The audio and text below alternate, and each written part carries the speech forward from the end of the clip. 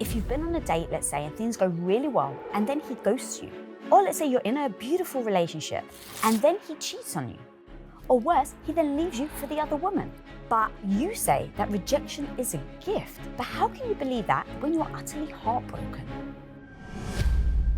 So let me first say that the pain of rejection is not a gift. The pain is real. There is no way that you can be abandoned or disinvited or embarrassed or humiliated and be like, I'm so glad that happened. That is not the gift. What it can teach you about yourself and about others is a gift. And so, for example, that person who ghosts you, right? Like, our natural tendency is to look at ourselves and say, what did I do wrong? Like, what could I have done differently? We may even feel compelled to chase them. You know, I got to figure out what's going on. Hey, did you get my text? Did you get my call? But their disappearance is a gift because it's telling you they are not the one. And that is information that is actually very helpful, because imagine giving years of your life to someone and then they disappear, right? And it's like, that is even greater pain. The husband who cheats on you and leaves you, you gave the best years of your life to this person, right? Their leaving you is not a gift. However, them leaving you also opens you up to the opportunity to be found by someone who will treasure you and who will see you for the goodness that you are. I love how you just broke it down. So let's now back up, because I understand where you start and then where it can end.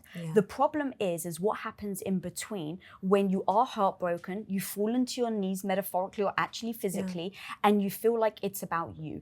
If you get someone that rejects you, let's say for your looks, and they tell you you're fat and you're ugly, you say in your book that what ends up happening is you then look in the mirror and you call yourself fat and ugly. So you do believe them. So let's just start with, how do you, when you're in that trap, not actually succumb to the messaging and the rejection that it is you and it's all your fault?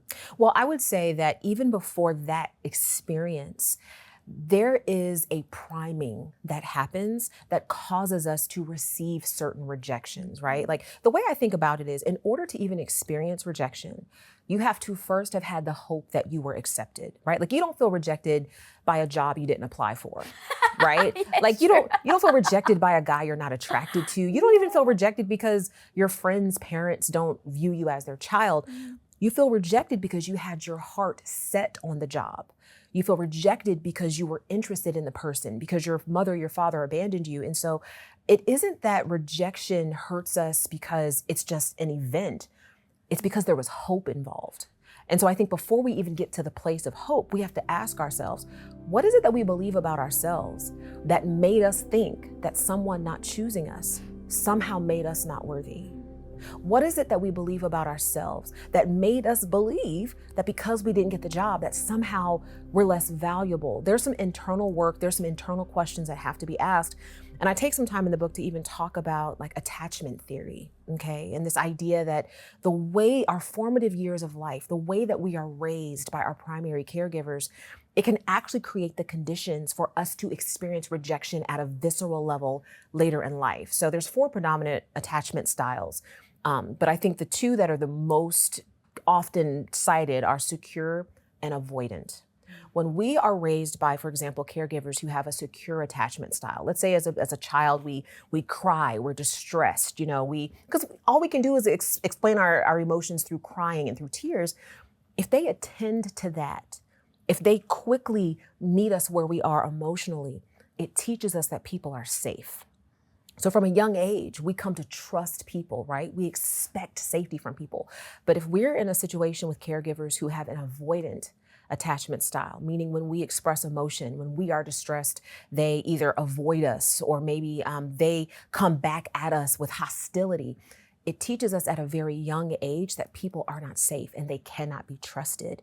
And so people who experience those things usually end up either emotionally unavailable later in life. They're the type of people who end up hurting other people because they don't know how to be loved.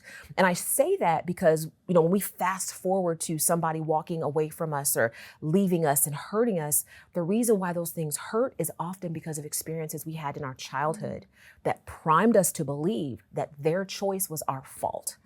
And so we have to kind of start there and begin to ask ourselves, what is it that I believe about myself that allowed another person's choice to make me see myself as less than. And you call that the talk track in your book, I believe? It's the talk track, yeah. Where you're now telling yourself a story based on the information that you've received as a child. Yeah. So I know not everyone is spiritual or religious, but I come from a Christian background. And in the Bible, there's a verse, it's in the book of Proverbs, chapter 18:21. And it says, life and death are in the power of the tongue.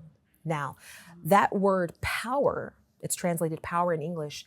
It's the Hebrew word yad, which means hand. And so if you think about it, what it's saying is life and death are in the hand of the tongue. Well, what does a hand do? A hand creates, a hand shapes, it molds. But the same hand that can do amazing things like build a house is the same hand that can pull a trigger and kill someone, right? So our tongue is literally a hand that creates. And so the talk track we have in our head is because of the hands that people have spoken into us that have shaped what we believe about ourselves. And many of us have a rejection talk track within us because we've had people say, you're not enough. In my case, my mother told me, I wish I never had you. You know, she literally said that I was a burden to her. And so even as I became successful later in life, that was what was in my head. Like that's what was motivating me, was this idea that I'm not enough. I wasn't wanted. I'm a burden. So I have to achieve more in order to matter. And we have to actually think, what am I listening to in my own head that makes me think I deserve this?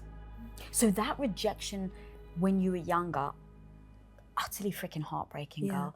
How did that then echo into your adulthood as you start to date? Because I think this is where you're really gonna like capture people's attention, because so many people I think feel like this, but they don't put it into words and they don't realize it's from the rejection of childhood that makes them then respond in the way that we normally do as adults to rejection.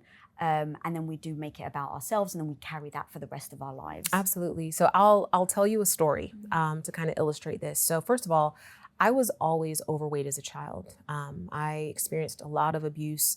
I'm an only child, so I experienced sexual, physical, verbal, all of it. And so I would eat in order to cope with what I was experiencing. And so I was overweight most of my childhood. I got called all types of names, you know, fatty, Miss Piggy. I remember an experience in high school. I was in the 10th grade and I was in the bleachers at a football game with some fans and some friends. And one of my friends saw a guy friend walking below us and she said, hey, come sit with us. Well, there was a lot of people in the bleachers with us, so there wasn't a lot of space. And when he tried to walk down our row to sit with us, he had to get past me. Well, he was with a couple of his guy friends. And when he got to me, he struggled a little bit to get past me, right? So he ended up falling over into me. And when he fell over, I kind of screamed. I was like, ah! This guy looked at me. Mind you, I'm in the 10th grade. I'm like 14, 15 years old. He looked at me and he said, I don't know what you're screaming for. Nobody wants you. With a body like that, you're not good for anything but sex with the lights off. And he said it loud. And I now know that the reason why he said that is because when he fell, his friends started laughing at him. And so he felt humiliated, right? And then I screamed. So now he's feeling doubly humiliated. So he decides to take it out on me. Well, after that happened, it hurt me so deeply that I went home that night and I started to purge my food. And from that day, for many years, I was bulimic for years because of what he said about me. And not only that, you know, I eventually had a boyfriend. I finally met somebody that I thought, you know, I wanted to be with, and he ended up cheating on me with a girl that I didn't know anything about. And I thought, like, I'm not enough. Like, look, this one guy publicly humiliates me. And then I have a boyfriend who now cheats on me. I am not enough. Where did that come from? From being told by my mother that she wished she never had me. That was deeply embedded in my heart. So I accepted the crumbs that people gave me because I believed I wasn't enough, because I was told by the person who should have said, you're perfect. There's nothing you could do that would make me love you more. That's what I should have heard from my mother, but I didn't. And so I did. I allowed guys to just treat me any type of way. And I think we do that. Like, we allow people to treat us at the level that we believe we deserve. God, thank you so much for sharing that, and how that type of thing literally, you could say verbatim what he said to Absolutely. you. It stung you that hard. And when I think about, as we're talking about rejection and how we handle it, that you got the rejection from your mum, then it echoed when you were in your teenage years, and then over time it almost becomes then like proof. See, I knew I was bad. I knew that like I deserved to be rejected. And what that does is it then changes your behavior. And I have a quote of yours. This is an example, I think, of how many of us start to lower the bar. We start to settle. You said, I wanted so badly to be wanted that I was willing to be badly wanted. So A, what do you mean about that? And then how did that actually echo in actions? I think rejection creates within us this void. It literally creates a black hole. And so we look to fill that hole with whatever attention we can get. And we're willing again to settle for crumbs, you know, and it teaches us you're not worthy of more. And so I was willing to be cheated on. Like I was willing to be the one who was like, you know, well, if you do cheat, just make sure you're wearing protection. I expected to be rejected. Like I literally walked into situations expecting not to be chosen because rejection had taught me that I wasn't worthy of more. And so you just get to the place where you're like, I just want somebody to want me. And I even have a friend, she was with a guy for many, many years. He was a serial cheater. He cheated on her so many times that we got to the point where we were like, girl, what is going on? Well, one time he cheated on her so bad that she kicked him out. They lived together. He left some things at the apartment apparently and came back to get his things. And he came back with an engagement ring. And she said yes. Got married. Surprise, surprise. He cheated on her again. And when I asked her, I was like, why are you accepting this? You're beautiful, you're accomplished, you're just amazing. Why are you accepting this? She was like, I don't think I can do better. She had been rejected so many times throughout her life that she literally felt like, I cannot do better. And so you will allow people to want you in a bad way, to want you in a way that diminishes you. And that is, I think, many people's experience. And then what we do is we end up blaming the other person, right? It's like, there's no good men out here because all the men are bad. And it's like, well, actually, you are allowing them to treat you beneath what you deserve because you don't believe that you deserve better. So you just like lower that baseline over time. So how do you know when you're starting to do that? Because I think a lot of people in relationships, when you're with somebody that's toxic and manipulative, it's done in ways that you can't necessarily see when you're in it. So you start to slowly lower the bar, and they can actually use rejection as a manipulative tactic. I bet you that guy absolutely knew what he was doing. Yeah, for sure. I think when we have been primed to be rejected, which means we expect it. We expect it because we believe that we're not worthy of more. When those experiences happen, we do continue to lower the bar, and you will feel it because you will stifle your voice. That's how you know when it's primed you. You will stifle your voice. You will not speak up. You will not say how you feel. Why? Because rejection has made you believe that if you say something, they will abandon you. You come to expect it. And so you think, well, I just need to keep them in my life, so I'm not going to say anything. I don't want to rock the boat, because you do believe that they will walk away. But that's one of the reasons why I wrote the book. Because when somebody walks away from you, that is a gift, because they are simply revealing to you that the role they play in your life is over. And we can keep chasing them, we can keep begging them, but there comes a point where you have to just accept that their absence is their choice and you deserve better.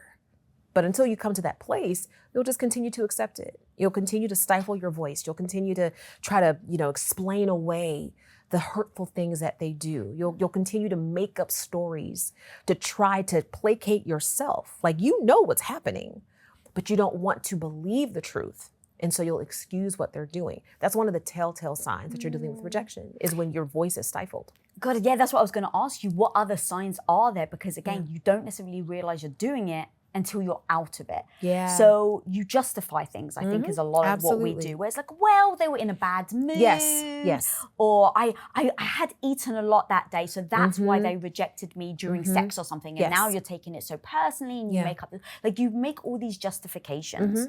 The thing I've learned is that People don't do what they do because of you. They do what they do because of them. Repeat that again, girl. People don't do what they do because of you. They do what they do because of them. And what happens is when you're experiencing rejection is you make yourself the reason. It's because I wasn't enough. It's because I'm not pretty enough. It's because I wasn't ambitious enough. You say I'm the reason for the problem. And that is because the real problem is that they made a choice based on their own decision. And you want to give them the out. You want to say, well, they're not as bad. They're not that bad. They wouldn't do that to me. They did it. They did it. But I think that awareness and that honesty is the first step to healing. We will never heal from what we deny. We will never heal from what we explain away. Healing begins by soberly looking at the situation for what it is. This person made a choice and I wasn't it, but that was their choice. It's not because I'm not worthy. It's because that was their choice. Now we have to make some different decisions. As you were talking, I was wondering, okay, why is it that we do that? Why do we turn on ourselves and then make it about like we're no good? And I was wondering how much it becomes a protective mechanism.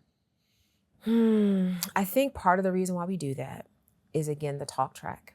And the thing about the talk track is the talk track starts outside of us. It eventually works its way within us, but it always starts outside of us with somebody saying, you're not enough. You're not smart enough. You're not pretty enough. You know, why didn't you get this? And why didn't you do that? And so it starts outside of us. But the question is, do we agree with their assessment? Because once we agree with their assessment, we give the talk track power to embed itself in our heart and our mind. And that's why one of the things I tell people is you have to be very careful not to internalize another person's rejection as your fault. It's one thing to say, hey, is there something I can learn about this situation? Is there something that I could have done differently or better so that I can learn and I can grow? But when you accept another person's responsibility for the decision they made, now what you've done is you've received their assessment as an indictment on who you are. And it's no longer their decision. It's I'm the problem. And I think many women who are even watching this now have allowed another person's decision to land at their doorstep as their fault. And so now it's my identity. I'm defective. It becomes shame. I am the problem, right? And so we're carrying all of this and the pain never goes away. You know, we cope with it, we live with it, but it never goes away because I take me with me everywhere I go. And so if I believe that I'm the problem, I take the problem with me everywhere I go, into new relationships, into new job situations. And we think, well, if I just get a better job, if I'm just making more money, then I won't be in as much pain, but the pain is within you. And so you take it with you everywhere you go. The word shame really hit me, and that's what I was thinking about, how we end up being so stuck, and so many people don't have your story in the sense of they didn't realize the rejection wasn't about them and they carry it for the rest of their lives. And I'm always trying to figure out and like get to that point of like, but why?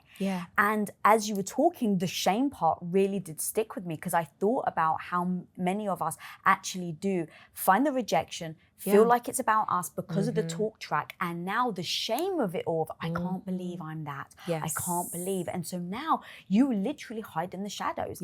And you know, what is the metaphor is like you shine a light on something, now you expose it, you give it light, you give it.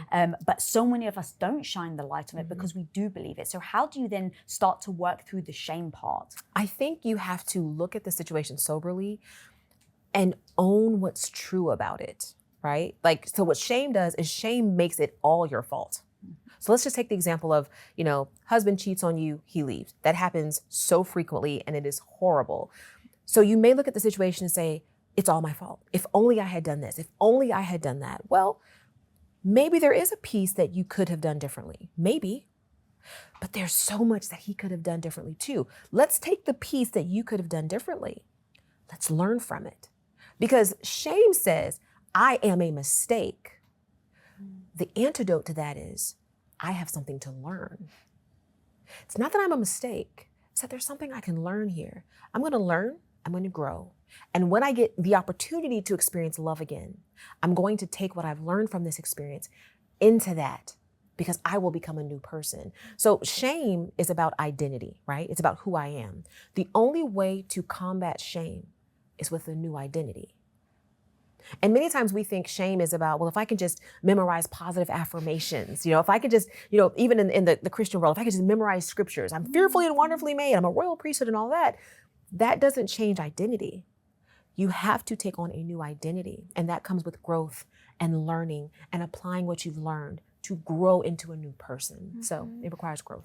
I love that. And the identity piece is so strong. So many of us have I think every single one of us has an identity, some that serve us and some that don't. And what I realized, having been in a toxic relationship and just working through things and not feeling confident about myself, even in my 20s after I left that relationship, started to realize the identity I had was a person that was perfect, that would show up and be funny, that would be likable, and it's just exhausting. And my husband actually taught me this, but if you have the identity of the learner, now any mistake, any problem, anything you fail at, well, if your identity is the learner, then you go, great, what did I learn from this? That's it. And it takes that shame away, literally with anything. You fail in front of everyone. Listen, you speak on stage, right? So now imagine you speak on stage and you completely, utterly mess up. Oh yeah, been there. Been there. All right. Well, how did you handle it from an identity standpoint? At first I thought, oh my gosh, it's over. You suck, you're horrible. The talk track started to play. So you're not good enough, But yes, I had to recognize, okay, I made a mistake there. And the way that I look at it is, a mistake is really not a mistake unless it's repeated. The first time, it's a learning opportunity. Once you repeat it, now we've made a mistake because you knew better and you didn't do better. And so I had to take the situation and say, okay, what should I have done differently?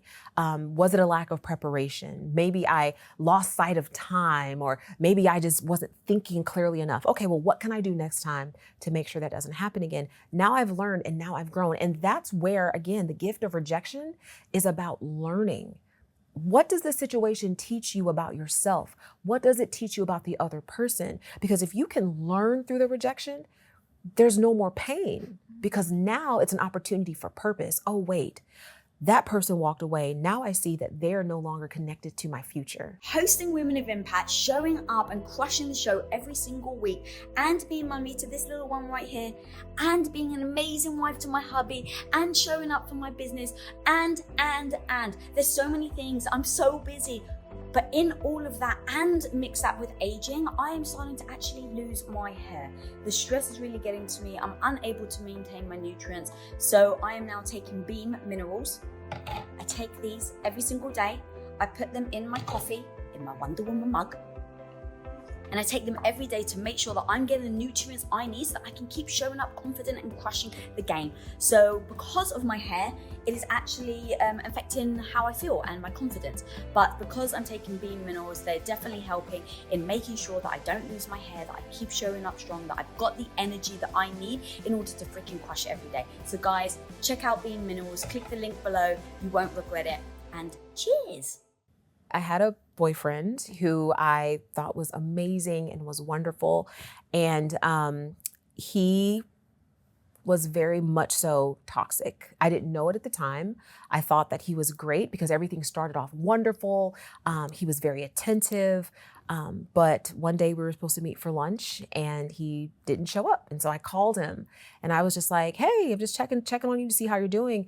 And he was annoyed that I called him. He was basically just like, oh yeah, something came up.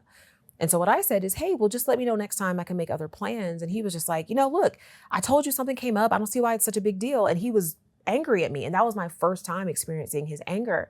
He ended up hanging up the phone in my face. And I was so just stunned. And what it did is it immediately triggered my insecurity. Like, what did I do? What did I do to set him off? What did I do to make him do that to me?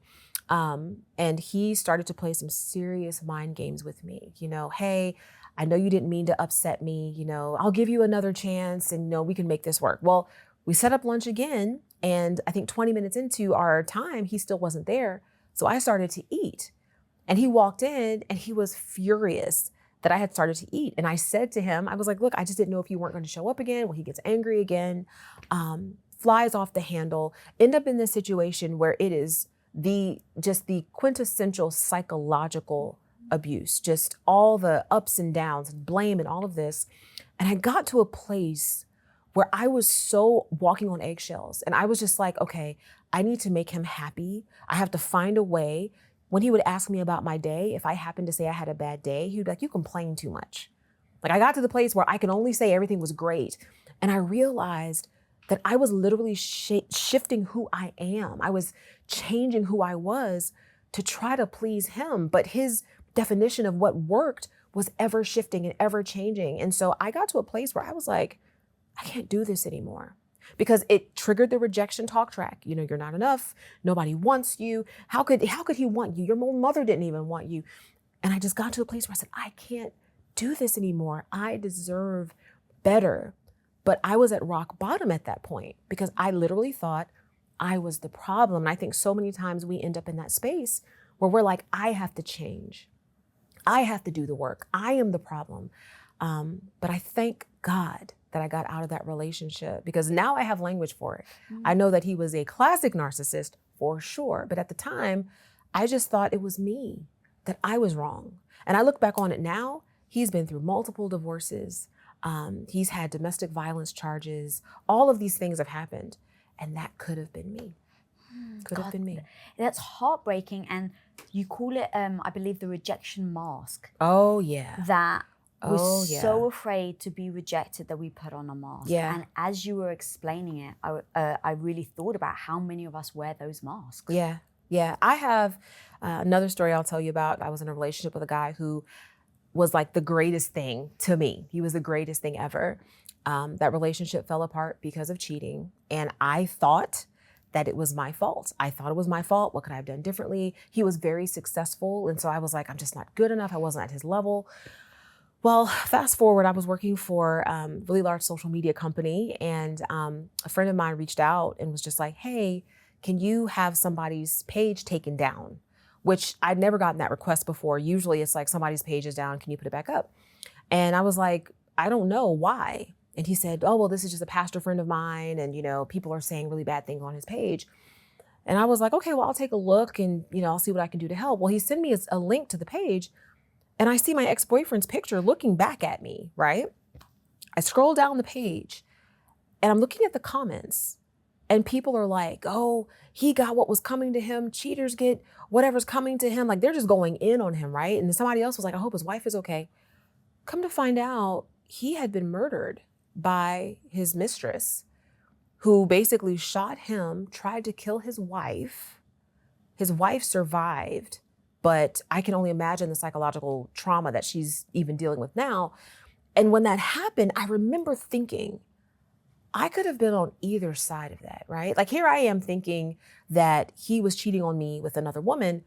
What if he was cheating on another woman with me? Like, I don't know. But I remember in that moment being so grateful because it was like, I thought that his rejection was the worst thing that could have ever happened to me. But it ended up being the thing that protected me from what could have been a horrific experience. And that was actually the situation that made me come to realize that rejection is a gift. It's a gift that comes wrapped in pain. But man, when you open it and you really look at what's on the inside of it and you realize there's protection, there's redirection, there is purpose, that's when you realize, okay, there's something here. Yes, that situation hurt me, but how much worse could it have been had I stayed? I'm just grateful. I'm so grateful. That story, when I read it, I couldn't believe it. Yeah. Like it felt so crazy to me and yet such a telling story of thank God. Yes. Because you saw him in like a movie theater holding hands with another girl. Like what if you hadn't gone to that movie theater? Listen, I could have gone to, because we passed multiple movie theaters. I could have gone to any of them. It just so happened that I went to the one that he was at with the girl. And the girl is who he actually ended up marrying. Was that the girl that got shot? Yes. Oh God. Yes. And so the whole situation, and I try to encourage people who are experiencing just that relational pain of abandonment, of being ghosted and all that. I'm like, listen, I can assure you that a person who would do that to you, that is not the person that you want to commit your heart to. Mm-hmm. And it hurts because, again, we think that their choice is our fault. We think that their choice, if only I could have done something different, if only I could have, been prettier, if I was just skinnier, if I was anything other than who I am, they would have stayed. But their choice was a function of them. And that is a gift. Thank you. I look back on that situation, I'm like, thank you for rejecting me. Because if he had not done that, I could have very well been in the news headlines, very much so. Because my self-esteem was so low that I was willing to accept the crumbs, I was willing. And we do that. We make excuses for people and we accept the crumbs. And so I do believe that rejection is protection. And I love your honesty, by the way, about I could have been either woman. Mm-hmm. Yeah. Because I'm like in gasp, right? Like, oh my God, I can't believe she did that. And I'm sure everyone watching is like, oh my God, I can't believe that. Mm-hmm. But the reality is, when you've been manipulated and torn apart and broken down and really made to believe that you're garbage and you live in shame. Like, I don't want to think that all of us can go and get a gun and shoot someone, but the extreme of that, of feeling so helpless and hopeless, that you can do that is heartbreaking. It is. And to your point, that could have been you if over time he had manipulated you enough to believe that that was all you had left to go to. Because I believe that rejection makes us respond in one of two ways. We either explode or we implode, right? So this idea of, I'll start with implosion. When we implode into self-harm. It could be addictions. Some of us implode into unhealthy lifestyles, unhealthy eating habits. Like, we basically punish ourselves for another person's choice. But then we can also explode. And when we explode, that can look one of two ways. It can be anger. There are people who take their rejection rage out on the world. I look at this, I've heard about, I think it's the red pill community? Yes, the red pill, yeah. So there's this group of men who are just furious. They're just angry at women. But at the root of their anger is rejection. I can promise you. 1,000%. I can promise you. They were rejected by someone who they gave their heart to, someone that they loved. They were rejected. And so what they've done now is they've allowed that pain to explode out and hurt other people. So that's one form of explosion. But another form of explosion that doesn't get discussed often is rejection can cause us to explode into ambition. So there are people who are very, very, very successful because rejection is the pain that is literally fueling their ambition. They have something to prove, right? It's like, this person said I wasn't enough, so I'm going to prove them wrong. Or my father abandoned me and I'm going to be successful because I'm going to prove him wrong. And so there's this hostility behind it, which causes them to never feel fulfilled. And I've actually talked to several successful people who have said, I have all the trappings of success, but I don't feel fulfilled. And at the root of that, it's because they were propelled by rejection. There was this idea that I'm not enough. And if I can just achieve more, then I'll finally be enough. But on the other side of more, you just realize there's still more, right? I often say success doesn't have periods, it has commas. Because you realize, oh, there's more success behind success. There's just new levels. And so rejection pain can manifest in both ways. You can implode into self-harm, or you can explode. You can hurt other people, or you can be so ambitious that you end up killing yourself and you can't even enjoy life. Reason 732 why I love doing this show and I absolutely loved your book, because when I read that, I saw myself a little in it. Because I'm extremely ambitious. I never have to work another day in my life after selling Quest. And yet I work harder now than I've ever worked.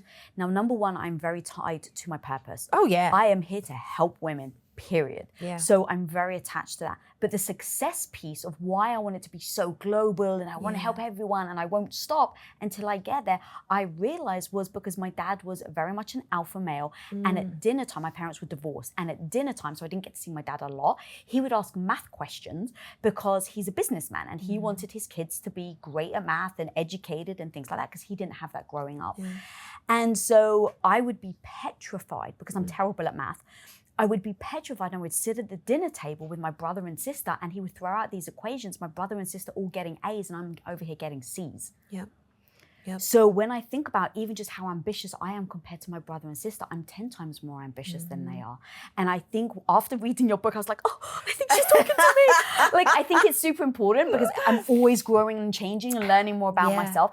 I realized in reading your book, I was like, yeah, I actually do think that has been the knock-on effect. And here's the key, is that I didn't beat myself up over it. And that's what you talk about in the book. It's like, just address where you are and where it comes from. So even in that, I'm like, well, my purpose has really led me to helping a lot of women. So I don't fault my dad. I'm actually proud and happy that my dad pushed me, that I can be this ambitious to then have this purpose. But it could have gone wrong. Oh, yes. And it often does. Like, I often think about, there have been so many very famous people who have taken their lives at the height of their success. And I often think, like, man, you have a world that would look at your life and be like, that's what I want. But there's such a deep feeling of loneliness and hopelessness that it's like, yeah, I have all the things, but I don't have anything worth living for. And that happens. It happens. And I'm so grateful that you even shared that vulnerably with this whole audience, because it's like, you know what? The reality is, it's something we all struggle with. The words that are spoken over us, and even the way that people regard us, can make us think, I have to perform my way into worthiness. And the contention that I make is that you are worthy because you exist. The fact that you are here. So little known fact, I love science. I love science. I love math. I was a microbiology and cell science major. Whoa. In college. I was planning to become a physician, but life took a different path. But one of the things that's so interesting to me is that, of course, there's so many different, theories on creation and how everything evolved. But statistically, and even from the laws of physics, there is no law of physics that says order descends from chaos. So if you think about it, if you were to take a chandelier and let it crash on the ground, I don't care how many thousands of years go by, it's not going to reconfigure itself into something beautiful. It's just not going to. And so the fact that every cell in your body, every mitochondria, every electron, like all the way down to the subcellular level, the fact that it all works together means that there is intention, there is purpose, there is design for you. You're not an accident. But what happens is the words that people speak over us make us believe the lie that we're an accident, that the world would somehow be better if we weren't here. And it's like, no, the fact that you are here makes the world better. And that's why we have to come to see rejection as a gift, not an indictment on our worth. People's choice is not your fault. That doesn't make you any less worthy. And that's the whole heart behind this message, because there are so many of us. Look, I'm not exempt. I've been very successful in my career because I was being fueled by rejection.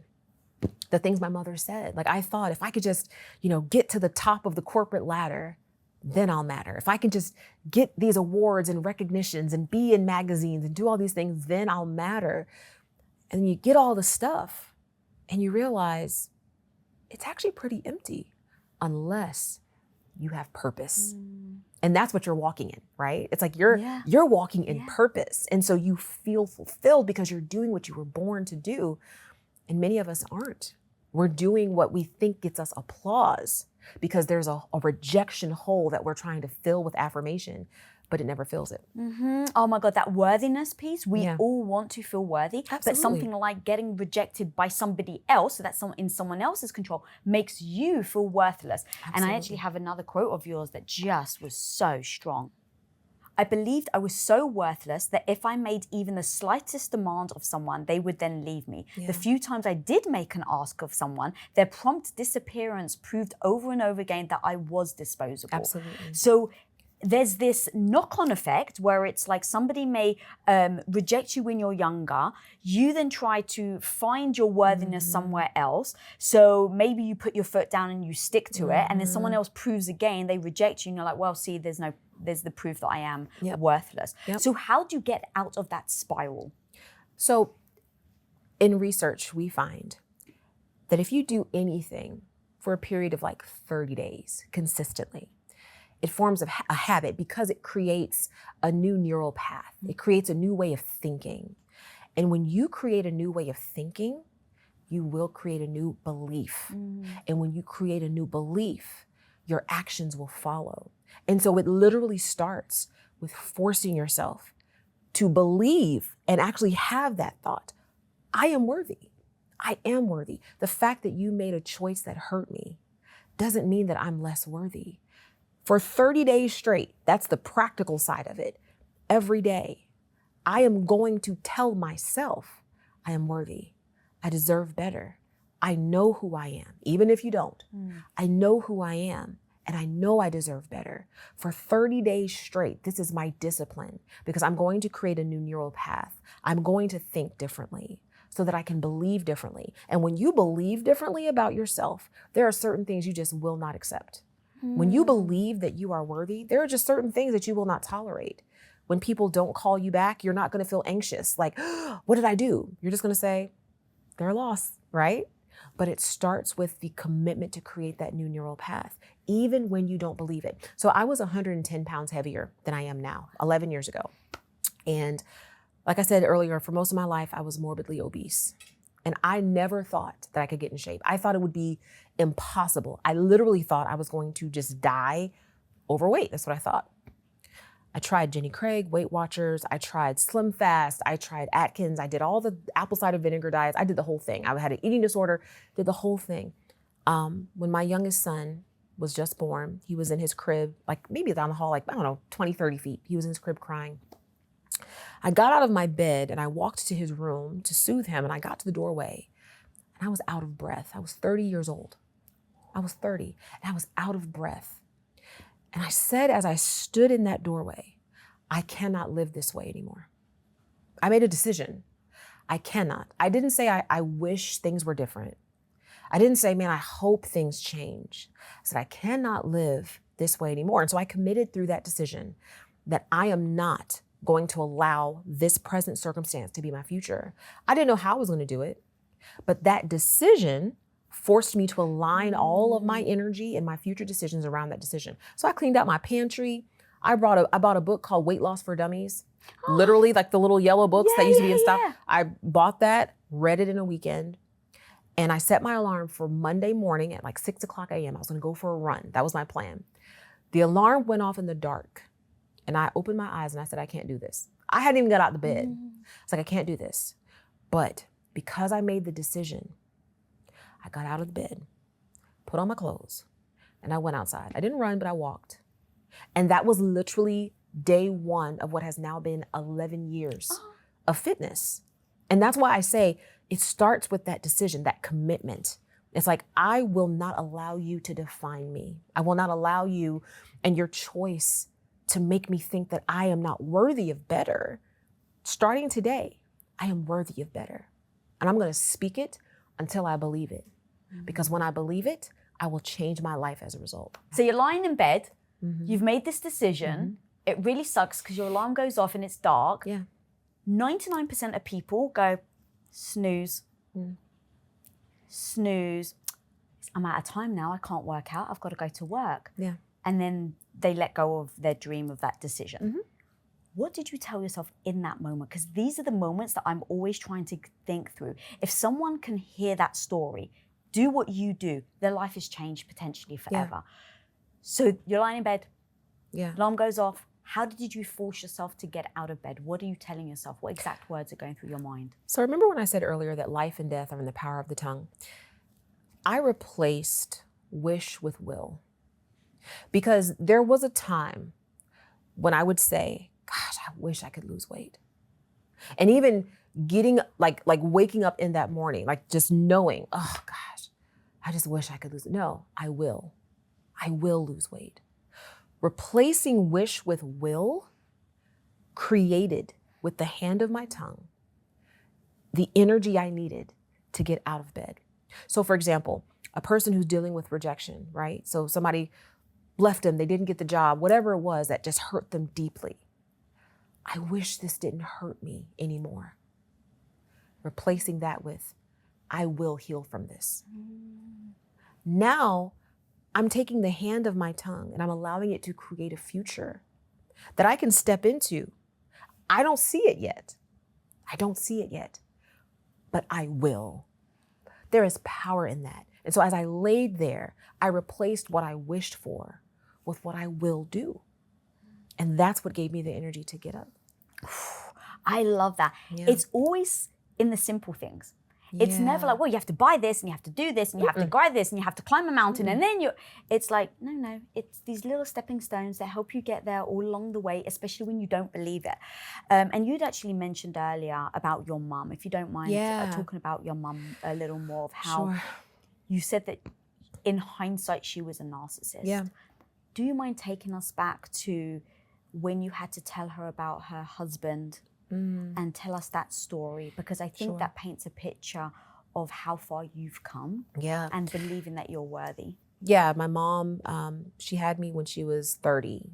Her and my dad had been married for 13 years, and she didn't even want to have children. She told him early on she didn't want children. She grew up in a very challenging situation. She was one of 12 kids. There wasn't a lot of money, wasn't a lot of food, and her father was very abusive to her mother. So I think she just decided from an early age that children were a burden. And so she ends up getting pregnant with me. My father was so excited. He just wanted to have children, but halfway through her pregnancy, he ended up having some stomach pain and went to the doctor and got diagnosed with terminal stomach cancer. And so he lived until about 2 months shy of my second birthday. And you know, he did everything he could to try to imprint my heart with his memory. Like, he wouldn't let anybody hold me. He wouldn't let anybody change me. He really deeply loved me. And even to this day, I feel my father's love. Like, I feel it. So he passed away. My mom met a guy and he promised to take care of her and me and just said we had to move across the country. So at that point, we were living up north and she moved us down to Florida. But the relationship fell apart shortly after she got there. And I remember from an early age, just a string of men, like just different men coming in and out of her life and my life.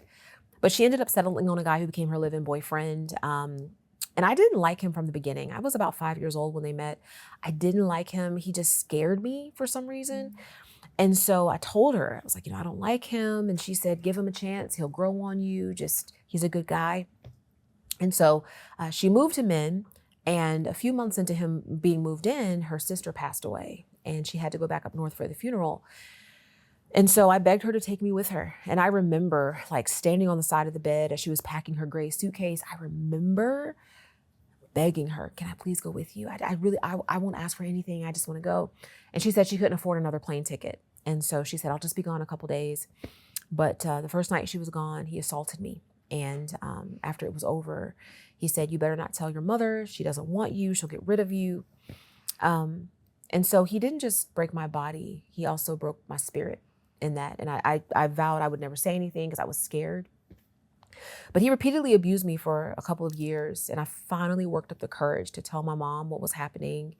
I was about 7.5, 8 years old. And she had him arrested. I thought it was over. I was excited because I was like, all right, it's done. But on the day of his release from jail, she took me with her to pick him up and brought him back home. And I remember him getting in the car. I was in the back seat. I remember him getting in the car and he just kind of glanced back and looked at me and there was like a smirk on his face. And I didn't have the language for it then, but I know the way he looked at me communicated to me that I didn't matter. And even her choice, like my mom, before she brought him back, she actually had me come out to the back patio and she said, hey, I just want to talk to you about something. And she was like, what do you think about, call his name Lee. What do you think about Lee coming back? And I was so shocked that the question was even asked. I was like, I don't want him to come back, And she got this look in her eye. And I don't know if she was expecting me to say that's fine or what. But she was like, well, this is my house and I'm the adult and I make the decisions and he's coming back. And she got up and she walked in the house and she slammed the sliding glass door and left me outside. And I remember that so clearly because I feel like that was the perfect metaphor for my childhood. It's just literally being left outside. He comes back, he abuses me more. So when I was about 9 years old, I tried to end my life. My mom, she was physically abusive to me. She did start to say things like, I should have never had you. She was just speaking all of this over me. So I tried to end my life at 9. I tried again at 11. And I look at my boys now. My boys, they're 11 and 14. And as they were passing those ages, I just thought, I can't imagine wanting to just end it all because you're in so much pain at that young age. But that's what I was. And I look back on that now and I can so clearly see, like, my mom, she really used me as her narcissistic supply. Like, she used her boyfriend for narcissistic supply. If I brought home good grades, she was happy.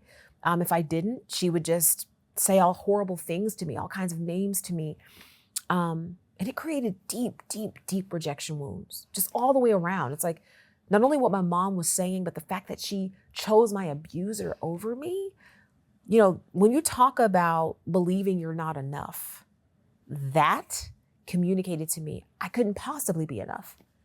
How could I be enough if my own mother decided that the man who abused me was more important than I was? And so those were just formative experiences that really shaped me in my early years. And she blamed you, right? Totally, yeah. My mother's never apologized for it. As a matter of fact, after I got married, because my mother and I have always had a strained relationship. Like, I made a decision early on, I was gonna graduate, go to college, never go back home. And my husband couldn't understand. He was like, you have such a strained relationship. Why is that? Because he's close with his family. Mm-hmm. And even when I tried to explain, he just couldn't comprehend. I think many people can't, because it's like, what do you mean you don't have a relationship with your mom? Like, that's mom, right? Mm-hmm. They don't understand. But yeah, she told me, she was like, because I said to her, I said, we don't have a really good relationship, but I would like to, but we've got to talk about what happened in order for that to happen. And she was like, there's nothing to talk about. And so, of course, I said, well, let's talk about Lee and what happened there. And she said, well, it wouldn't have happened if you would have kept your legs closed. That was her explanation for what happened to me and what she allowed to have happen to me. So we don't talk, and, I take care of her from a distance because she is getting older. So I make sure she has what she needs, but we can't be in relationship because she's not healthy. She's not safe. Mm-hmm. And that is one of the gifts in her rejection, is I spent so many years chasing after her, trying to figure out, what do I need to do to make this work? Because people would guilt me. You only get one mom, and that's mom. Like, how could you not talk to your mom? So I would chase and chase and chase until I realized, you know what? I think the role that she was supposed to play in my life has ended. I mean, there was no typical mother role that she was playing, but I was like, she made a choice, and I'm going to accept that choice without believing that it was my fault. Yeah. Thank you for sharing that. You do share it in your book. It's hard to hear. Yeah. I can't even imagine what it was like to go through, but you are a beacon of light. Mm. And I could allow myself to cry right now. The amount of women that don't end up having a beautiful, I don't want to even say ending, because you're still in the middle of your life. Yeah. But the fact that you're able to address it, talk about it, not hide or have shame around it, mm-hmm. that you can recognize where the blessing is, so that it actually doesn't become like this toxic poison inside you, mm-hmm. how you didn't allow that to be the story of your whole life. Mm-hmm. And the fact that you were able to really turn that around is something that I would really love to talk about, of how incrementally we do that. And your acronym OPEN, which I'm very obsessed with, which I want to talk about. But before we do, not many people talk about their narcissistic mothers. Mm-hmm. A lot of people throw the word around narcissism, especially around exes or boyfriends and things like that. And it just means that maybe they were mean to them once. But the true toxicity of a narcissistic mother and how that can echo through is heartbreaking yet very powerful for you to talk about. So thank you for sharing that. Yeah. How did you come to acknowledge that it wasn't you and that she actually is a condition and she's a narcissist? Mm-hmm. And then how did you start to distance? Because when you have someone like your husband that's like, no, you should make amends. How did you come to acceptance that you weren't going to have the traditional quote unquote relationship with your mom, like many, I'm sure, of your friends in your church, things like that? How did you not hold that idea of the perfect mother-daughter relationship? Yeah. It was hard. It was really hard because I couldn't understand, like, I'm your only child, right? Like you don't have other children. Like I'm it. I couldn't understand. My mom, she would go days and weeks without speaking to me as a child, months and years as an adult. Even now, if I don't call her, I don't hear from her. Like for years, she doesn't have a relationship with her grandchildren. These are her only grandchildren by choice. And it was hard because it was hard for me to comprehend. But I think what has been helpful for me is there's so much power in forgiveness.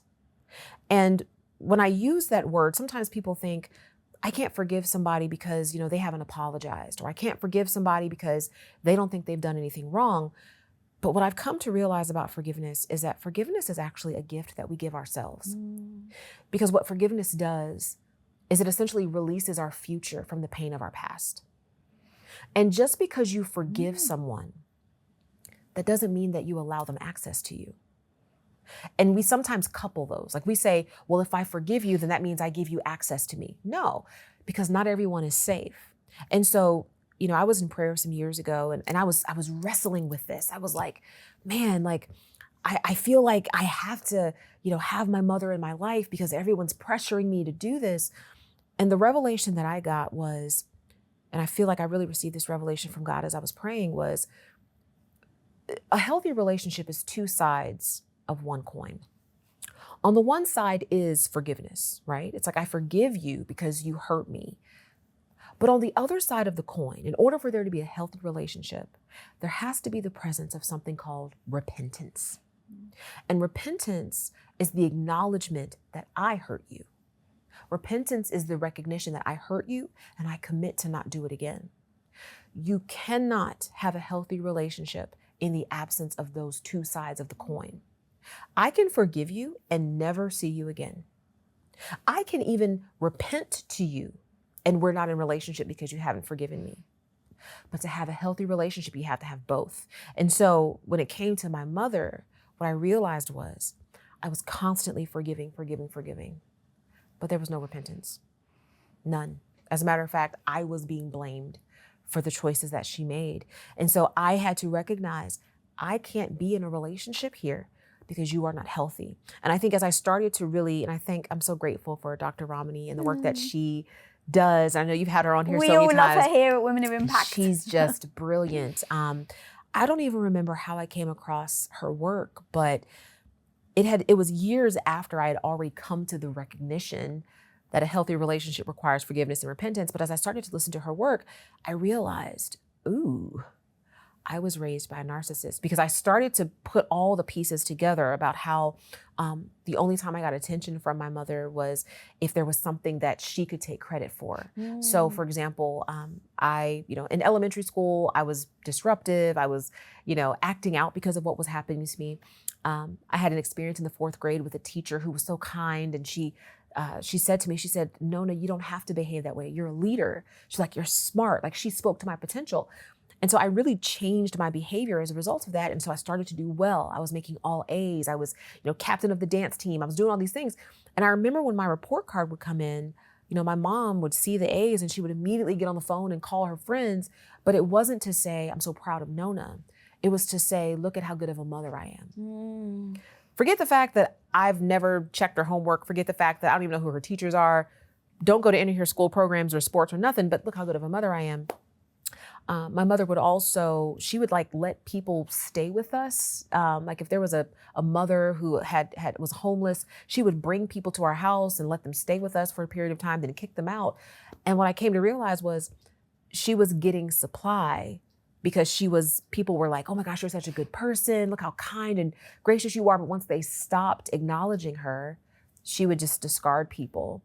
And so I realized after a while, because I was like, how can you go years without speaking to me? It's because I wasn't giving her the supply, right? Because I got to a place where I said, this isn't healthy. And I stopped chasing. And so she was just like, boop, we're done.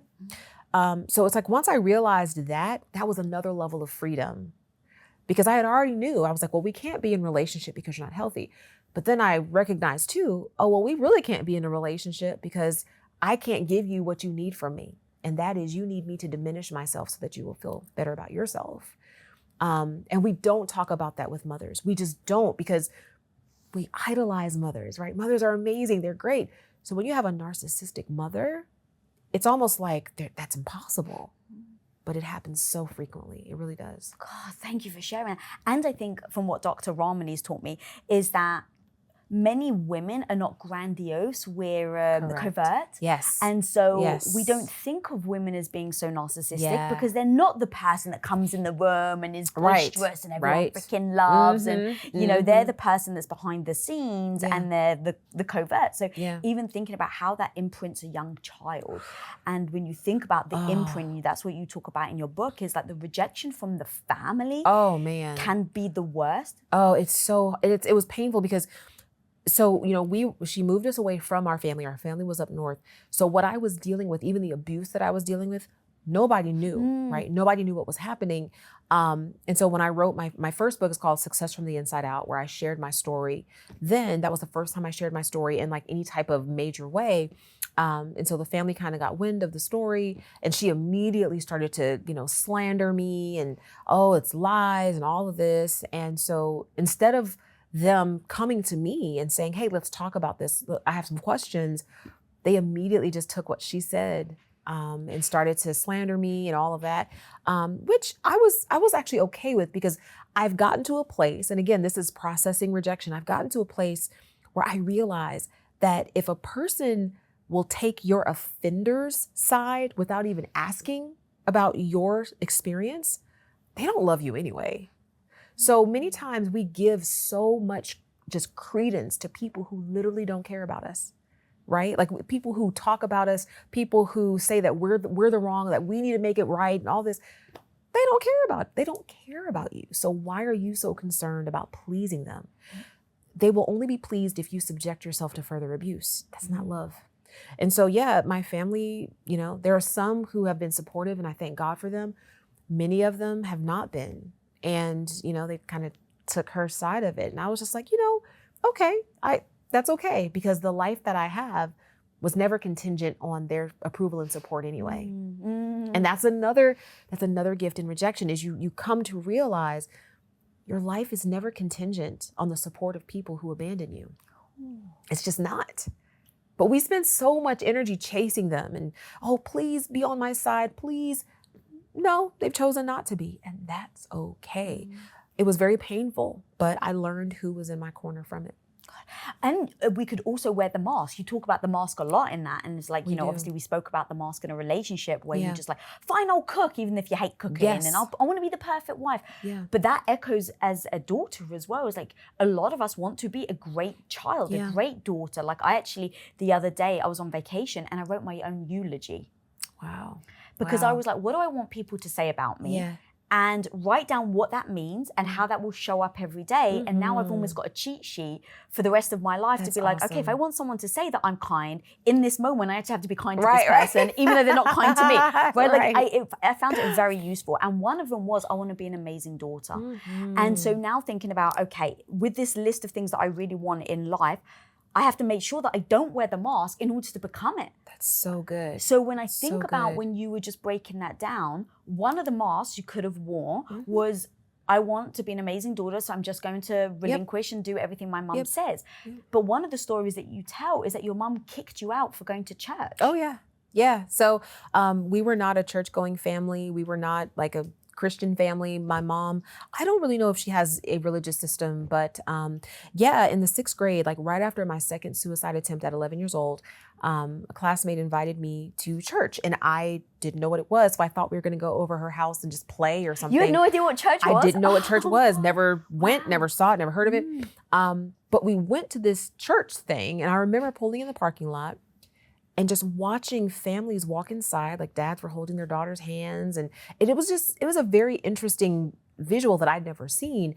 And the moment I walked in the building, there was this woman standing at the door, and she looked at me, and she had so much love in her eyes. And she said, well, hello, how are you? It's so good to see you. And it was like transformative for me, for someone to see me, and the love in her eyes was just so real. And the very first sermon I ever heard when I sat down that day, I was again like 11, 12 years old. The pastor, I think he preached out of Psalm 68, where it says, God is a father to the fatherless. And when I heard it, I was like, God is a father to the fatherless. I'm fatherless. Who is God? And so I was just curious about spirituality. So, I joined the church, and the youth pastor was so amazing and started to teach me about, God and just the Bible and who I am as a person of purpose.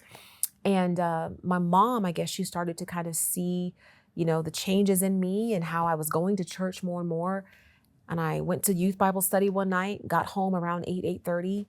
And she was like, where were you? And I had already told her I was going to youth Bible study. She just lit into me because I was like, hey, I was at the church. And she was like, well, why are you there so late? I had Bible study. The people, they told me to tell you hi. Oh, well, what are you telling them about me? And so she thought that I was talking about her. So she got angry and she was like, you're never going to that church again. And, Lisa, like something in me clicked because I think it was just so many years of pain and hurt and abuse. And I had this anger inside of me that I didn't even know was there. So when she said that, and she was like, go to your room, I walked to my room and my room door was closed. And I took all the anger that was inside of me and I kicked that door down. And when my mom heard the door crash, she came running. What did you do? What did you do? And she told me to get out. She kicked me out of the house. And I remember I was like, where am I going to go? Like it was the middle of the night. Where am I going to go? I don't have anywhere to go. I walked around the neighborhood in tears until I went to one of my friend's homes and her mom was up and let me in the house. And I stayed with them for a few days. But my mom kicked me out multiple times over things that I can't even articulate what the problem was. But I see again, she felt that the church was kind of encroaching on her control over me. And so she was like, nope, you're not doing that. As a matter of fact, you're getting out of my house. So, yeah. Yeah, I mean, knowing now about narcissism and understanding, well, of course, you were developing your own backbone. You were finding joy somewhere else. You were finding your strength. Can't have that. You were building your worthiness. And you can't have that. And so to think about how that happened when you were younger, to think about the mask that you could have worn where you're like, cool, I just want to be accepted by my mom. I want to be an amazing daughter. I'm not going to go to church. And that your life wouldn't end up where it is now, where you serve God. Like, those little moments where I think about how there's a fork in that road, right? And it's like, if we just take another different path, our life can look very differently. But to think about how many people do succumb to a life because of their parents that 20, 30 years later, they're still living and don't even realize. So now let's talk about overcoming the rejection and your acronym of OPEN. So many times we look at rejection as this horrible thing. Like, why was I left out here by myself? Why did no one choose me? And the contention that I make is that rejection is actually a training ground. It's a place where you learn resilience. It's a place where purpose gets refined if you learn how to open the gift. The open framework is, the first is O, and that is observe. When rejection happens, there's going to be a cascade of emotions. There's going to be thoughts. There's going to be all types of experiences happening internally to you. Instead of just saying, oh, I'm okay, it's no big deal. No, observe what's going on. How do you feel? Do you feel sad? Are you disappointed? Are you humiliated? And what thoughts are you thinking? Because remember, the talk track starts outside of you. It isn't until you agree with it that it actually makes its way inside of you. So when that humiliation happens, what are you thinking? Oh my God, I'm such a klutz. Oh my gosh, I am not a good speaker. Oh my gosh, you're basically parroting to yourself the things that you were told. Like we're not born thinking that we're horrible. There are words spoken over us that make us believe that. So we have to observe, what are we feeling and what are we thinking? And then from there, we have to actually pause. And the word that I use is pray. Some people might want to meditate. Some people might just want to get to a place of quiet. But I say pray and begin to allow the Spirit to speak to you. Like, why do I think this? Why am I feeling this? Of all the things I could think, of all the things I could feel, why is it this? Because there is something within that you can learn about yourself. Why am I feeling this way? And then the E is explore. In every rejection, there is a lesson. There is something that it wants to teach you, whether it's about yourself or about another person. So you didn't get the promotion. Okay. Is that because the other person doesn't like you? Or is that because there's an opportunity for you to prepare, right? We need to explore it and figure out what's happening here. Like, what can I learn from this situation? And then the N is name, and it's for name your next step. After you've done all the work to observe what's happening, you've actually paused and you've prayed and kind of contemplated why things are the way they are. You've explored the lesson in the rejection. Now I need to name my next step. What is the next step I can take as a result of this? In the case of not getting selected for the job, okay, well, if I think it's because the person truly doesn't like me, if I really want the job, then that gives me an opportunity to figure out, how do I get into their good graces, right? Instead of saying, oh my gosh, things are always going to be this way. Okay, let me figure out how I can begin to build a relationship with this person. Or if it's not that, if it's because I'm not ready, okay, what are some credentials that I need to pursue? But now, because you've done the open work, you've actually opened the rejection, you've actually explored it, you've observed, you are ready to name your next step. Now it's not a passive pain. It actually becomes something that can actually propel you into purpose. So it becomes active. And that to me is the goal. It's not a passive pain. It's something that I can activate and actually propel purpose from. Talk to me how you use that in the moment then when you're you're public speaking and you're really nervous and you start doing it and you're getting all these accolades. People are like, oh my God, I love Nona. Yeah. And then your boss comes to you and what happens? Well, so I can actually give you a real example of something that just happened. Oh, yeah. Let me give you this real example. So I was at a board meeting. I'm on the board of a media publication. And a couple people who were there were going to this event, this like invitation only event. And they said to me, hey, are you heading to the event? Are you leaving? I didn't even know it was happening. Because you weren't invited? Oh. Yes, ma'am. Didn't know it was happening. And I just basically was like, oh, no, I'm not going. Now, in my mind, I'm like, what event? Like, I didn't, but it was one of those events that everyone who was there, like, I knew. Like, so I'm in the circle of, right? And when it happened, all the feelings got triggered, right? And so I observed, what is it that I'm feeling? Okay, in this moment, I am feeling overlooked. But it's not just feeling overlooked. It's also feeling embarrassed, right? I'm feeling embarrassed by being overlooked. And I'm feeling embarrassed because my peers will be at this event that I have not been invited to. And so, okay, I see that I'm feeling embarrassed. Now, I need to pause and pray. Why is it that I feel embarrassed? Why am I feeling embarrassed? As I'm praying about the situation, I realize I'm feeling embarrassed because the host of the event made a conscious choice not to include me. And that triggered the feeling that I'm not wanted, which of course came from the words that have been spoken over me, right? So now I need to explore the situation. I need to figure out, okay, well, what's the lesson in this? What's the lesson in this? I realized a couple of things. One, I had already, and I'm the kind of person, I love everybody. I truly love everybody.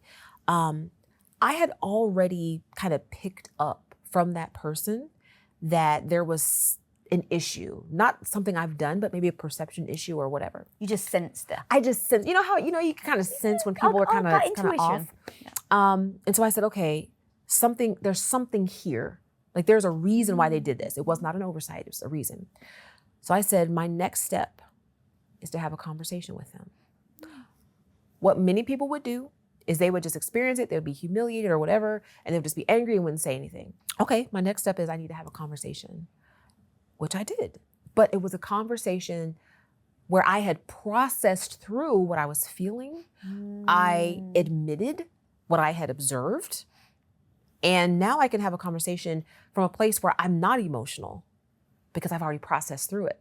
So now I can just be like, hey, this thing happened. If I was supposed to be there, just so you know, I didn't get invited, please let me know. The person was like, oh my gosh, I thought you were invited. And I said, okay. I said, well, listen, I just wanted to take a moment just to talk through something that I've been feeling, and you can let me know if there's something I need to know. I just feel like there's something kind of off between us. Is there something I've done? Please let me know if there's anything I've done that has offended you or anything like that. And we're able to have a conversation, and I can walk away from that with a relationship that I wouldn't have if I would have just been like, oh my gosh, I was left out. I just feel horrible about myself. Everything's wrong. I'm not good enough. No, I've worked through it, moved on. But even in addressing that rejection, like when it comes to friend groups and social situations, I think that can be very hard because we start to, just like we were saying in relationships and with our parents, we mold ourselves into wanting to be accepted. Oh, of course. Especially when it's like, let's say, a big group of women. Yeah.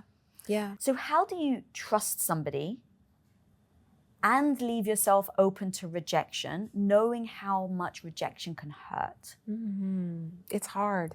It's hard. But I also believe that people are going to be people.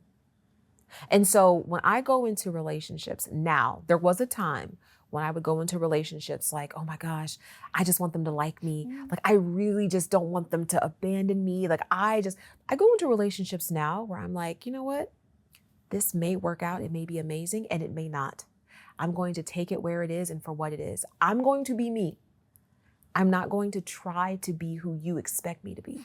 Because I'm at the point now, Lisa, where it's like, I would rather be disliked for who I am than liked for who I'm not. Amen, sister. I really, 100%. I'm at the place now where I'm like, listen, if you don't want to be my friend, I will respect that. And that actually is great because then I don't have to put energy into a relationship that's not real. And so I do think getting to that place, but it gets back to security with yourself, recognizing that another person's acceptance of you doesn't make you worthy. Another person's rejection of you doesn't make you unworthy.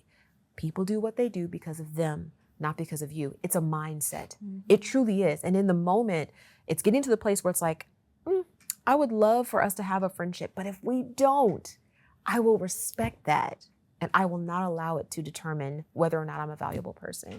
And don't you find it harder though, depending on who you're talking to? Because if it's someone that you really much admire and you look up to and you respect, okay, I feel like there's a story here. Let me tell you, it's funny how in those situations, we often feel like certain people are the way, right? Like we look at it like, I need that person on my side because they're going to be the ones that are going to open the door for me. I have seen so many times that my name has been placed in rooms that I don't even have access to. So many times. People who I thought would be the ones to open the door who didn't. But the door still got opened. And so my hope is literally based on the reality that your purpose, your future, your destiny is never blocked by a person who said no. And that's hard. It's a hard pill to swallow because we're like, but that's the one. No. If they say no, they're not the way. And it's not that you are somehow less than. It's people make their choices because they make their choices, but I promise you, your purpose will happen whether they want it to or not. There have been situations, so going back to the whole invitation thing, there have been situations where I wasn't invited to things, but I ended up sitting across from the person who didn't invite me.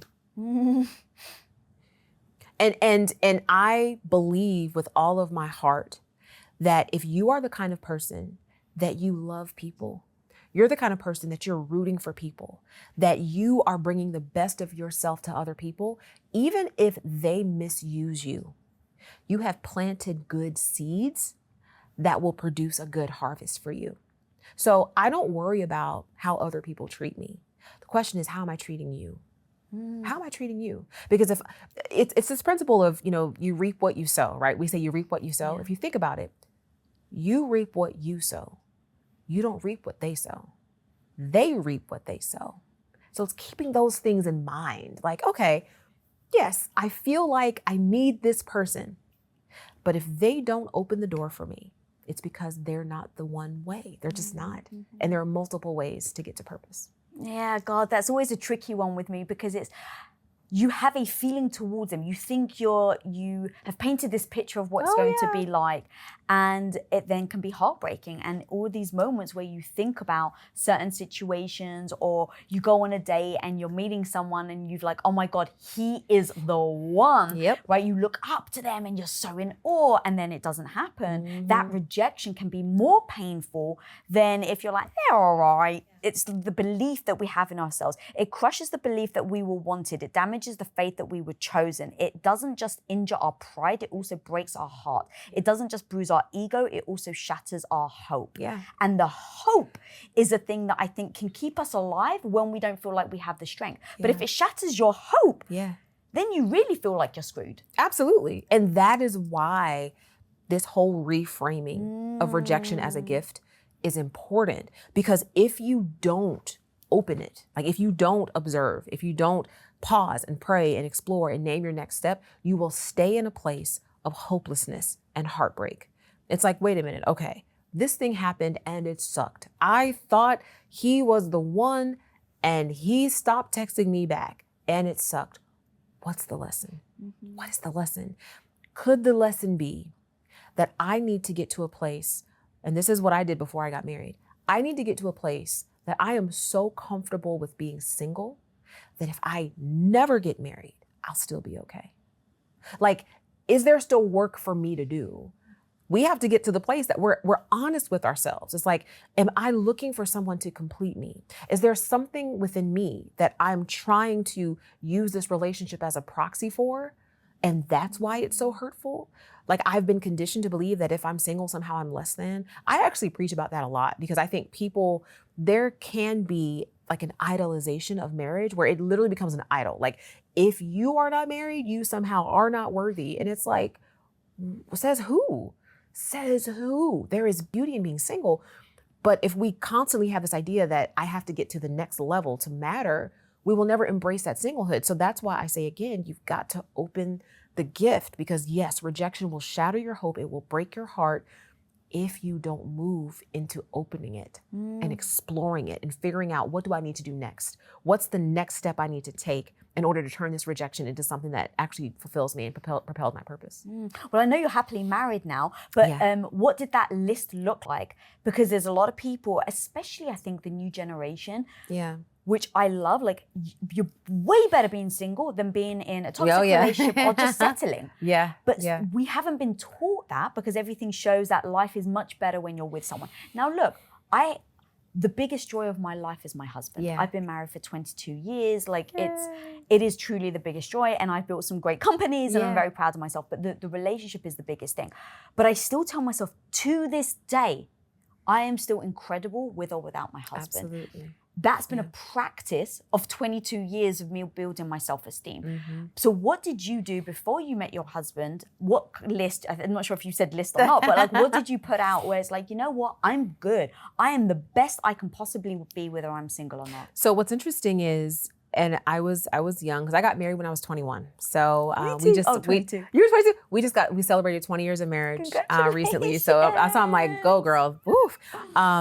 But right before I met my husband, I was in a relationship with a guy, very bad, abusive situation, just a really bad relationship. And again, I had been taught, because of my rejection, to accept crumbs. And so he ended up getting a girl pregnant. There was just a whole lot of craziness. But when I got out of that relationship, I was standing on the side of the road. It was like late at night. I don't even think I put this story in the book, but it was late at night. And I remember standing there and I was watching cars go up and down the road. And I was in just so much pain. You talk about heartbreak, shattered hope, so much pain that I remember looking at the cars and being like, if I just step out in front of one, it'll be over real quick. Like, just done. But as I was standing there, I heard a still small voice say, "This is not my will for you. This is not my will for you." And that is what pulled me back from the brink. And that is what made me commit. You know what? If I have to be single for the rest of my life, my commitment at that time is, okay, Lord, I will be single and I will serve you and I will be happy. And that was my commitment. And I meant it. I was like, you know what? I'm okay. I'm okay. And I met my husband like 3 months later. the man who I would marry, who had integrity, who was compassionate and just smart. And like, it took me getting to the place where I didn't need him. And what's funny is he actually broke up with me. So we were together. He broke up with me because he said I was argumentative. Now, the reason why he said I was argumentative is because if he said something I didn't agree with, I would tell him I didn't agree with it. He wasn't used to that. The women he was with before, if he said something they didn't agree with, they just were like, oh yeah, sure, whatever, because they wanted so badly to be wanted that they were willing to be badly wanted. I got to a place that I was like, I'm not willing to be badly wanted. And so, yeah, I have an opinion. Yeah, I don't agree. And he was like, what is this? So he broke up with me. But his father, when he told his dad that he broke up with me, his dad was like, you made a mistake. You need to go back and apologize to her and get back with her. And he did. There's so many good things in that story, but the thing that really hit me is the old Nona would have been quiet, not argumentative or really have a voice. And so it's in you being yourself that then became the thing that attracted the man that was right for you. That's it. But we never believe it until we're strong in our conviction. And it's hard to get strong in our conviction when we've had our entire lives being rejected, feeling like we are worthless. And so how you broke that down and how that really does echo into being okay to be single, being okay, like looking at yourself and saying, I am worthy. Yeah. And building that self-esteem and that confidence and that worthiness to then not let somebody abuse you mentally, physically, emotionally, and then somewhat putting up your boundaries. I talk about one of the gifts of rejection is that if you let it, it will anchor your identity. What do I mean? If you think about it, people's opinions change like the current of the sea. Right? Like people have certain style preferences. They want you to look a certain way. Like they just change constantly. And so if you subject your identity to the approval of people, you will literally be shifting like the current of the sea. But there comes a point where you realize you can do everything someone has asked you to do, and they will still reject you. You can change your hair. You can quit your job, right? You can get a certain degree. You can do all of that and they can still reject you. And so once you get to the place where you understand that, it'll start to anchor your identity, because it's like, no, I'm not going to be whatever you want me to be, because there comes a point where I can change myself so much that I lose myself trying to keep someone who doesn't care about losing me, right? So you get to a place where it's like, okay, no, this is who I am. This is who I am. That's one of the gifts. Is you say, this is who I am. And if you walk away from who I am, that's okay. But you will not walk away from who I'm not. I'm not willing to put energy into being someone that I'm not. That's one of the gifts. Oh God, I love that. But how do you do it, let's say in a career circumstance? Because there's real life consequences to not having a job. Yeah. And so in those situations where I'd love for you to tell the story of your speaking gigs where, you go out and you start to speak and you're nervous and tense, but then the rug gets pulled up. Oh, yeah. So some years ago, I worked for a large global company and I wasn't hired as a spokesperson, but they found out that I could speak. And so the communications team was like, hey, will you do some conferences and events for the company? And I was like, sure, I was happy to help. And so my manager at the time supported it. She was like, hey, have fun. And so I went out, I did it. I was doing a great job. They asked me to do it more and more. And when performance review season came around, I got an exceeds expectations rating, but my boss was like, you're going to not be able to do these speaking engagements. I need you to focus on your core work. She was like, that's a distraction. And I was just like, is something wrong? Like, do I need to do something else? And she said, no, I just think it's a distraction. Well, I went to the communications director because I was like, what's up with this? And she said, look, she came to me and she said that she thinks she should be the one speaking, not you. This is your boss. Yes. Yeah. So basically it was an issue of jealousy. And I remember being so deflated and defeated. And because I was like, how do you just unilaterally shut down me speaking? Because I loved it. I was just so sad by the whole thing. But I was like, okay, it's nothing I can do. Well, people were emailing me, inviting me to speak at things because they had saw me at other things.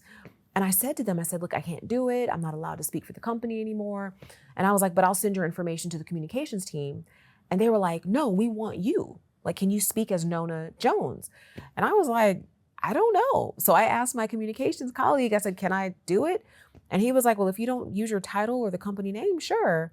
And so I was like, okay. So I started to speak as Nona Jones. And the crazy thing is, when I was speaking for the company, I couldn't get paid because it was part of my work. When I started to speak as me, I could get paid. And so I got to a place where I was making as much in speaking fees as my corporate salary. And that all happened because of her rejection, right? Like, her rejection became redirection. It became a closed door that forced me to take a detour I had not planned on taking, which is why I say rejection is a gift, because it will position you for purpose and you don't even realize it. Like, that layoff notice seems like it's just the worst thing that could possibly happen. But what you don't realize is it's positioning you for employment somewhere else where they're going to respect you. I have friends, because I worked in the tech sector, I have friends who got laid off from multiple tech companies who are making 2 and 3 times what they would have made if they had stayed. 2 and 3 times. They were already getting paid, right? And it's just like, but they would have never left of their own volition because it was comfortable. But this layoff now forces them into places they would have never gone before, where they're prospering even more. And so the thing that I ask people to think about is, when that happens in your career, the door closes, the layoff notice happens, you don't get the promotion, you have to start asking, okay, what am I being positioned for? What is this positioning me for? Because I would have never chosen this. So there's something that I'm being positioned for. And now I need to just make myself open to the opportunity that this rejection is positioning me for. Yeah, I definitely think in that situation. So I think rejection, especially when it comes to business, can actually make you stronger. Yeah. I've had a lot of rejection in my life, especially doing my own show. It's like, you reach out to guests. I've reached out to people who are like my dream guests, and they just say no. And it's like, oh God, that's painful. Yeah. Now, in those moments, I can use the rejection as a deflate, like, oh my God, I'm no good. That's the story that I tell myself. But it doesn't serve me, because I'm very goal-oriented. So I'm like, what's the goal and how do I get there? So when I tell myself, oh my God, Lisa, you're terrible, that's why they don't, I'm like, okay, this negative thinking doesn't move me towards my goal. In fact, it moves me away from my goal. But what moves me towards my goal is saying, actually, maybe you're not that good, but you can get better. And now that gives me a thought process for me to then show up and get better. And I use the beautiful story, Maria Menounos. I don't know if you know who she is. So she was on my list when I first started my show, because she was Greek, she was in America, she was interviewing celebrities. I was like, that's the dream. So I reach out to her when I have my own show, and she says no. And in that moment, I was like, don't fool yourself, Lisa. You're just not good enough yet. Because if you were Oprah Winfrey, she would have said yes. Like, there's no pretending. So I almost don't, like, I sometimes will take the rejection and go, what's actually the truth? And you said that earlier, the observation, right? Like, the truth is that I'm not good enough yet because she would have said yes to Oprah. Okay, can you get good? Hell yeah, I can get good. So I just then focused, and the best story is, a year later, I went back out and she said yes, and I had her on my show. And then even in the discovery of why she said no the first time, was actually because her mum had just been diagnosed with stage 4 brain cancer. And so I took the rejection to be about me, but actually it was the fact that her mum was sick. So in thinking through my own story and thinking through your story and the story where you get fired, and then 24 minutes later you get an email from Facebook? Well, that's what I resigned, because that was a situation where I was in a job that I loved, literally loved what I was doing. But I was in prayer one day and I just felt prompted. It's like, this assignment is over. And it was so out of the blue. It was so left field that I was like, what? Like, how is this assignment over? And after I turned in my resignation letter, just literally listening to the Spirit, like, okay, 25 minutes later, I got the call from Facebook. And it was one of those things where it's like, this doesn't make sense. This doesn't make sense. And this whole concept of rejection being a gift doesn't make sense. It just doesn't. But when you actually start to explore it and you realize, to the point that you just said, you looked at that situation that could have literally destroyed you. Like, it could have made you be like, oh, well, I guess we're going to pack this whole show up and no, you were like, okay, no, I'm going to get better. I'm going to get to the place where she's going to say yes. That's a gift. And it's like, now where you are from where you were, is like light years of development and growth. I would have never thought that would happen ever, but it was just taking that experience and saying, okay, I'm going to go and be redirected. I'm going to walk through this new door. And it was the best thing that could ever happen to me. Oh, I love that. And then also I've heard in the story you say, or in your book, I should say, you talk about how someone else didn't get the job, and so they blamed you for their rejection. So what do you do about that when you either are the person that's rejecting somebody else or you're the blame of somebody else's rejection? Yeah. What I try to do, just because I am so sensitive about rejection, I try to be cognizant of the fact that the decisions I make do affect people. And so I take it upon myself as the person who may have to be the rejecter and make sure the person understands why. And I think that's a point that we sometimes don't do, right? So I don't select somebody from the job. I want to have a conversation with them. Hey, let me tell you why. Let me tell you kind of what I see in you, areas of growth, areas of development. And it could have been that it was just, look, we got a unicorn candidate, right? And that's why. It has nothing to do with you. It's just this person was amazing. Just trying to be sensitive to that. And I think for those of us who have experienced trauma of any type, the blessing of it is that it can make us sensitive to other people's pain. So I'm the kind of person where it's like, okay, if I have to reject someone, I am going to do my best to help them get the lesson out of it. I'm going to do that proactively. And I think that's a commitment that we can make, is if you have to reject someone, don't ghost someone, right? It's like, look, if you don't want to be ghosted, don't ghost. If you don't want to be just abandoned, don't abandon. Because there's that saying that hurt people hurt people, healed people heal people. When you heal, you can become the agent of healing for somebody else. And so even in rejecting someone, you can be the person that helps them open the gift too. Nona, where can people find you and your book and just everything that you're doing? Your amazing YouTube channel. Oh, thank you. Yeah, so I'm on all the socials. My handle is at Nona, not Nora. My website is nonajones.com. The book is available everywhere books are sold. If you want to learn how to become a powerful woman, build your self-worth, and set boundaries, then click here right now. When I got pregnant at 13, I just felt broken forever. I honestly felt like if I continue to look for the next anger high, I'm going to end up